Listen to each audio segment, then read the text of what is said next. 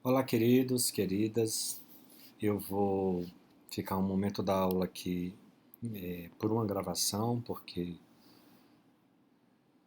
foi marcada uma live para os pais da minha escola hoje. Eu não me liguei que eu teria aula.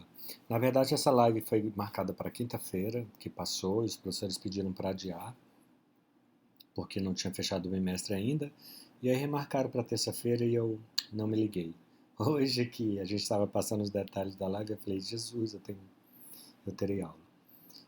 Mas eu vou sair um pouquinho, deixar vocês aqui com a gravação da aula de hoje. E eu até me organizei para passar para vocês a aula que eu dei pela manhã, que é o mesmo tema, e foi uma aula super gostosa, mas a Zileia acha melhor não, porque pode expor a imagem de algum outro aluno. Então vamos por aqui mesmo. Logo eu estou de volta, terminando a live lá, eu volto para cá. Eu vim aqui para o meu quarto, porque aqui tem um ar-condicionado e, né, por razões mais óbvias, eu estou aqui. E aí eu vou gravar esse primeiro momento aqui e vou parar para fazer uma outra atividade e eu estou pensando no segundo momento em gravar lá na clínica, é bom que vocês conheçam um pouquinho da clínica, tá bom? Vamos lá então. Muito obrigado pela presença de todos e todas e hoje a gente vai conversar um pouquinho sobre o tema família e família nessa concepção mais institucional e comunitária que é o tema da nossa disciplina. Então é isso, a gente vai conversar um pouquinho sobre família nessa pegada mais institucional e comunitária, né? Para além das representações do senso comum, obviamente, nós estamos no espaço acadêmico, mas muito mais que isso, para além de concepções das psicologias, né? Vamos pensar um pouquinho esse fenômeno a partir dessa concepção que dialoga mais com as instituições e com a psicologia crítica, né, com a psicologia mais comunitária e mais social. Então vamos começar por um conceito de família que eu fui buscar no Salvador Minuchin, que é um grande nome da teoria sistêmica, morreu há bem pouco tempo. E o Minuchin fala que foi um terapeuta de família a vida inteira, né?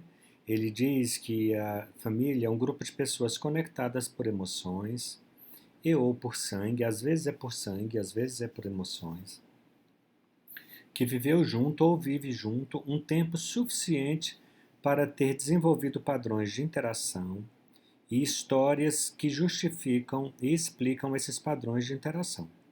Em suas interações padronizadas entre si, os membros familiares constroem uns aos outros, às vezes incluem outros seres vivos.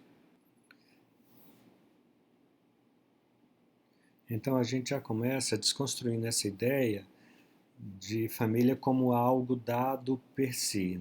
Família é uma forma de organização de nós humanos que é muito própria de cada momento histórico, de cada contexto econômico e de cada contexto cultural. Quando eu falo econômico, eu diria não só econômico, mas também social. Então, não tem um conceito de família estático dado. Família é uma instituição.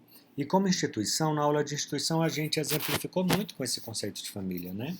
Ela é um instituído, mas ela também tem um instituinte que, se a gente não acompanhar, a gente vai sofrer enquanto terapeuta e vai sofrer e vai fazer as famílias sofrerem, né? A família é própria de cada tempo, é própria de cada condição social, é própria de cada momento econômico, é própria de cada cultura e é própria de cada história pessoal, de história familiar e de cada núcleo familiar, do contexto que o emoldura. Não tem um modelo de família pronto, dado, acabado, isso não existe. Ok? Eu vou exemplificar com algumas coisas da família através do tempo. Apenas algumas para a gente pensar aqui um pouco. Então, o primeiro modelo que a gente traz são os clãs, né? Quando nós vivíamos ainda com um ancestral comum, em que os ancestrais iam tendo filhos e que por vez tinham seus filhos e assim sucessivamente, e tínhamos uma noção de coletividade, de bem comum muito maior que de hoje. Nesse momento predominava muito mais a cooperação que a competição, muito mais a solidariedade que a solidão. mas a gente tende a achar que o modelo de hoje é o melhor que ontem. Essa era a configuração de família antes das primeiras civilizações, no que nós chamamos de modo de produção primitivo, onde predominava a propriedade coletiva dos bens de produção.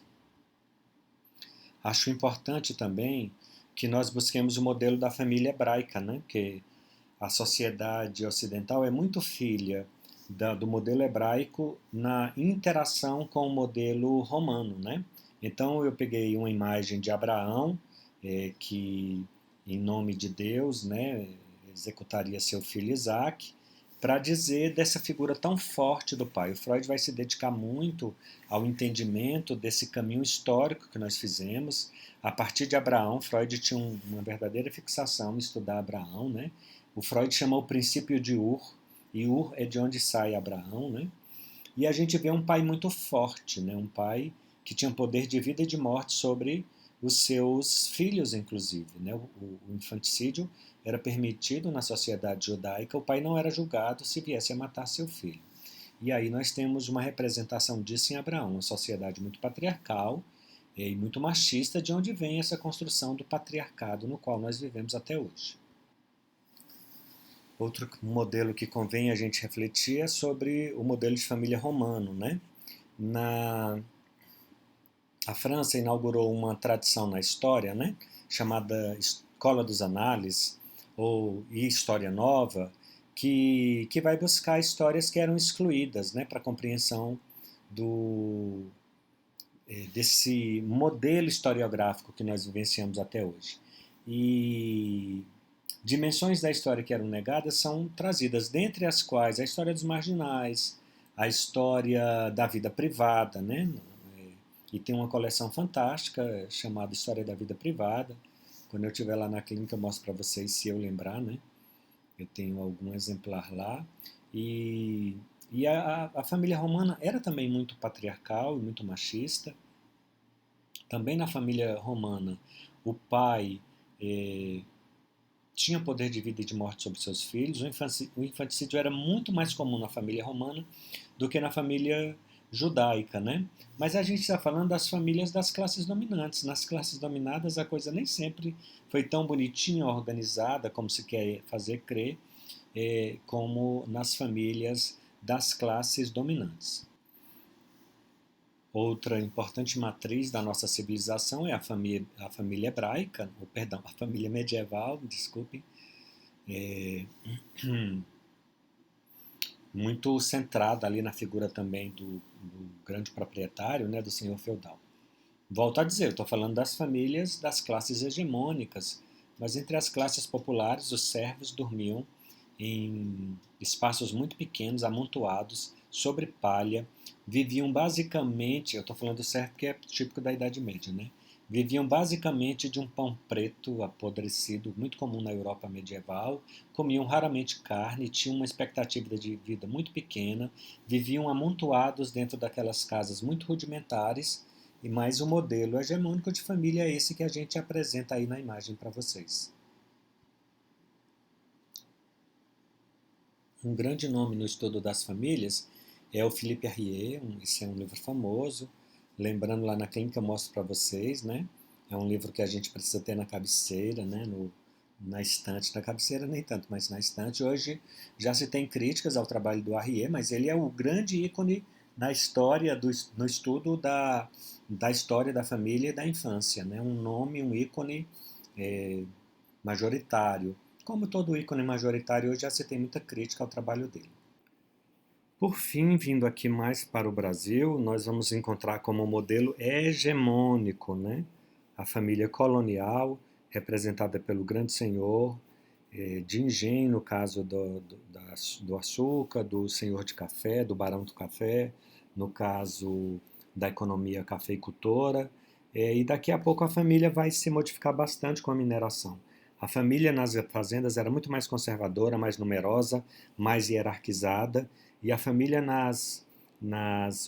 nos estados mineradores era muito mais nuclear, mais próxima dessa família burguesa que nós temos, muito menos hierarquizada, e moravam em casas menores. Nas fazendas cafeicultoras ou açucareiras, havia o grande patriarca e os filhos iam casando e ficando ali juntos.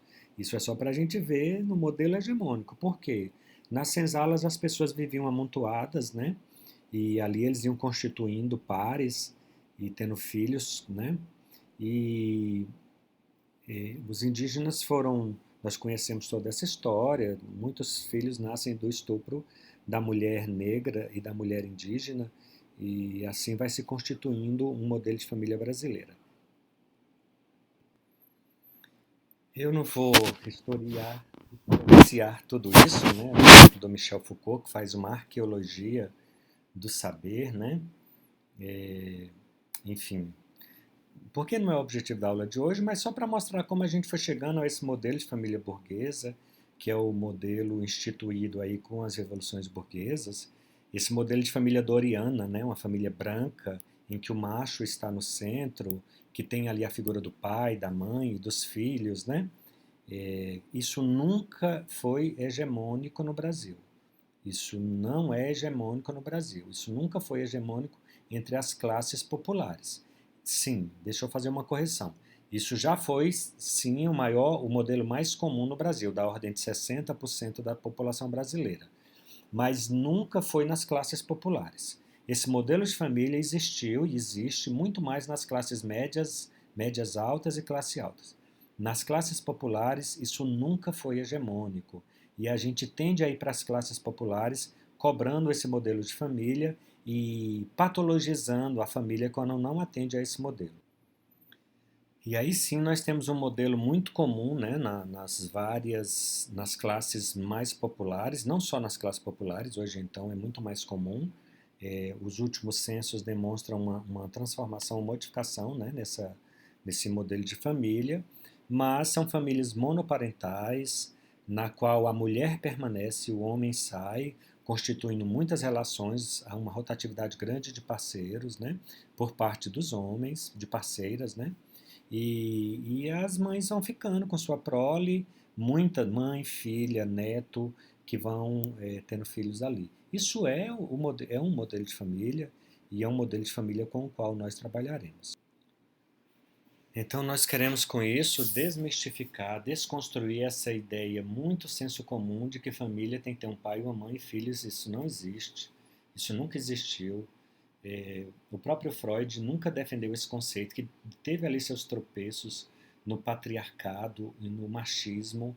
Ele nunca defendeu esses conceitos, né? Ele dizia que as famílias precisam ter uma função de pai e precisam ter a função de mãe, se é um macho, se é uma fêmea, se são dois machos, duas fêmeas, se é avó, enfim.